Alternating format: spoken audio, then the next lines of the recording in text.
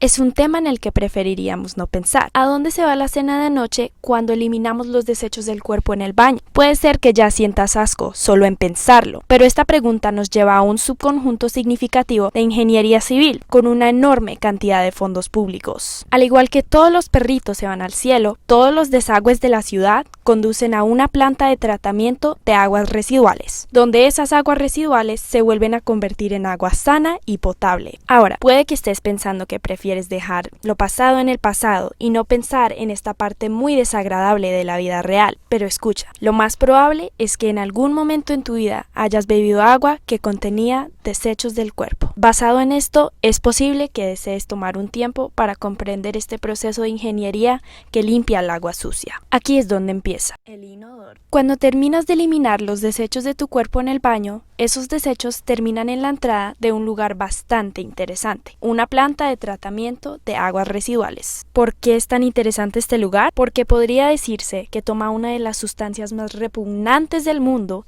y la convierte de nuevo en algo que es esencial para toda la vida. Enjuagando solo tu inodoro unas cuantas veces al día puede no parecer un gran problema, pero cuando lo combinas con miles, sino millones de personas que hacen lo mismo, puede resultar en un flujo de aguas residuales bastante alto. La ciudad de Nueva York tiene una variedad de 14 plantas de tratamiento de aguas residuales que manejan 1.3 mil millones de galones de aguas residuales al día. Esto es suficiente para llenar el Mar Muerto con puras aguas residuales en solo 8 años. Y eso es solo la ciudad de Nueva York. Hay un estimado de 14.748 plantas de tratamiento en los Estados Unidos, en las que 76% de la población dependen, de acuerdo con la Sociedad Estadounidense de Ingenieros Civiles. Comprender las aguas residuales es crucial para comprender la infraestructura crítica necesaria para respaldar nuestras vidas modernas. Esto nos lleva al primer paso del proceso que maneja artículos más grandes en las aguas residuales. Cosas como toallitas desechables, pedazos de madera, juguetes o incluso armas. Usted nombre algo y ese objeto probablemente ha quedado atrapado en una pantalla de barra en la planta de tratamiento. Las pantallas son exactamente lo que usted pensaría que son. Son grandes barras verticales que se encuentran en la entrada de casi cada planta de tratamiento de residuos. Son diseñadas para detener elementos grandes de llegar a la planta y dañar la maquinaria. Este primer proceso en el que se utilizan pantallas de barras se denomina comúnmente como pretratamiento. La única intención del pretratamiento es eliminar los valores atípicos en las aguas residuales. Esto hace que toda la mezcla sea un poco más homogénea o un poco menos gruesa. Las pantallas se rastrillan típicamente mecánicamente, a ciertos intervalos. Estos intervalos dependen de la velocidad en la que fluye el agua, aunque algunas plantas más antiguas todavía tienen procesos de eliminación manuales. Usualmente, lo que se elimina de las pantallas de barra luego se envía a un vertedero promedio o manejo de desechos sólidos. En el caso de artículos inusuales, como armas, se envían a la policía,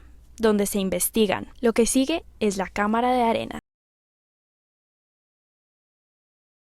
Desafortunadamente, las barras no eliminan todos los artículos y quedan elementos gruesos que parecen arena. Esta arena que queda todavía necesita ser eliminada de las aguas residuales para hacer la mezcla aún más homogénea. Mientras las aguas residuales fluyen hacia la cámara de arena, la velocidad de la bastante viscosa mezcla se ajusta para permitir que las partículas de arena y roca se asienten. Esto es necesario porque estas partículas no se pueden eliminar con productos químicos. Esto es porque potencialmente podrían obstruir o destruir las bombas más adelante en el proceso. Hay 3 tipos de estas cámaras de arena: cámaras de arena horizontales, cámaras de arena aireadas y cámaras de arena de vórtice. Todas logran la misma tarea usando métodos un poco diferentes. Después del proceso de cámaras de arena, el agua se mueve al proceso de tratamiento primario. Este proceso comienza con una gran cuenca llamada clarificador primario. Clarificadores primarios y clarificadores en general trabajan con el principio de la velocidad de asentamiento. Este término se puede definir simplemente como la velocidad en la que una partícula se deposita. Hablando en términos de agua residual,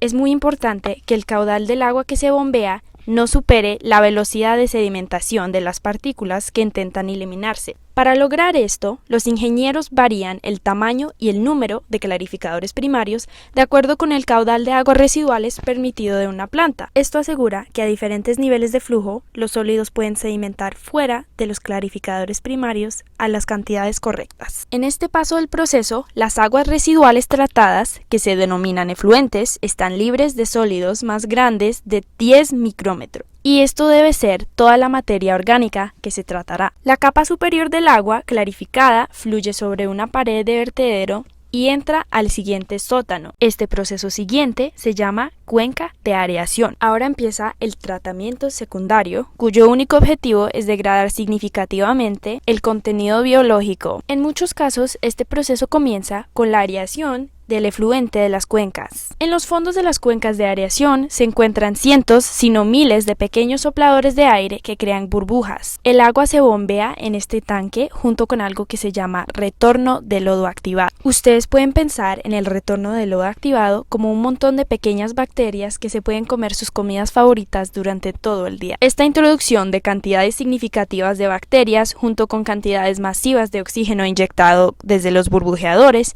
crea un ambiente perfecto para el proceso de digestión aeróbica. Resumido simplemente, es la descomposición de orgánicos junto con el uso de exceso de oxígeno. Algunas plantas viejas agregan otro paso antes de los depósitos de areación, usualmente denominados como biofiltros o filtros de goteo. Estos filtros se encuentran en muchas plantas más antiguas. Estos filtros esencialmente gotean el efluente sobre un medio como piedra o plástico y dejan que una película de bacterias se coma cualquier materia orgánica en el agua. Este paso no se usa en gran medida en las plantas más nuevas debido a procesos modernos más eficientes y efectivos, pero con plantas que ya tienen cuencas instaladas, muchas todavía usan este proceso. Esto es porque solo benefician el proceso de tratamiento en la mayoría de los casos. Después de las cuencas de areación, el efluente, junto con gran parte del lodo, se bombea a un filtro secundario o un clarificador. Aquí se elimina parte del lodo y se bombea de nuevo en los tanques de areación a medida que el retorno del lodo activado devuelto se asienta aún más. También se logran asentar partículas más grandes en estas cuencas, ya que es el paso final en el proceso que eliminará los sólidos y la materia biológica más grande. El agua sale de clarificadores secundarios sobre una pared de vertedero casi idéntica a la primaria. Ahora pasa al proceso de desinfección.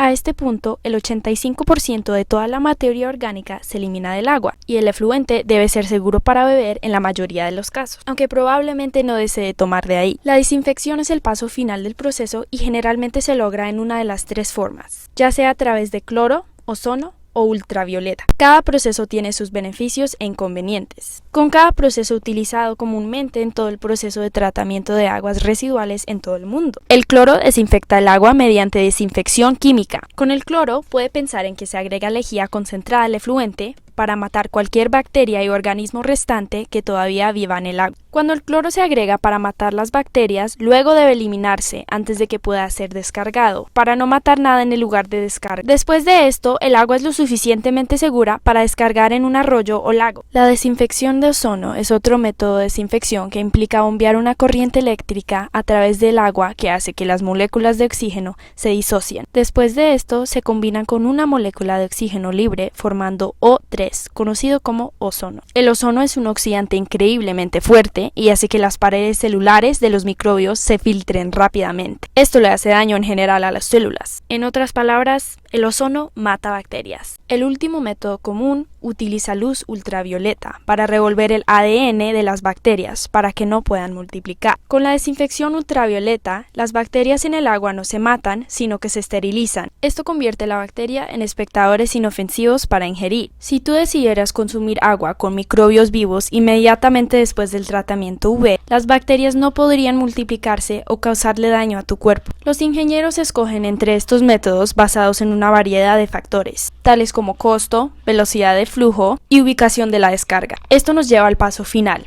la liberación del efluente. La liberación existe en una de dos formas. En la mayoría de los casos, el agua que ya es tratada es liberada en un arroyo o un lago. En casos raros, usualmente donde el agua es escasa, la descarga de efluentes de aguas residuales es pasada de una planta de tratamiento a otra planta de tratamiento directamente. Aquí tratan el agua un poco más para después descargarla para el consumo. Esto se llama el ciclo entero del reuso de agua. Desde una perspectiva química, el agua potable final es lo mismo que el agua tratada normal que fluye a través de sus tuberías ahora. Debido a la connotación de que su agua potable sea agua residual pocos días antes de consumo, este proceso de tratamiento normalmente se evita o no se publicita mucho. El proceso entero de tratamiento de aguas residuales toma un promedio de 24 a 36 horas, desde cuando entra una gota de agua hasta cuando sale de cada planta de aguas residuales. Cada planta recibe un permiso para índices de flujo, niveles químicos y calidad de efluentes, entre otras cosas. Esto viene de la Agencia de Protección Ambiental estadounidense, que describe los tratamientos necesarios para una planta de agua. Los operadores de plantas de aguas residuales harán ajustes a la operación de una planta y constantemente miden los niveles para garantizar una descarga adecuada y un tratamiento adecuado. Sin estos operadores que hacen el trabajo sucio a las 24 horas al día, las aguas residuales siempre serían aguas residuales y el saneamiento en las ciudades modernas sería peor. El tratamiento de aguas residuales es un trabajo sucio, pero esencial, y puedes agradecer a las 14.748 plantas de tratamiento en los Estados Unidos. Gracias a estas plantas no nos tenemos que preocupar de qué sucede cuando eliminamos nuestros desechos del cuerpo. Que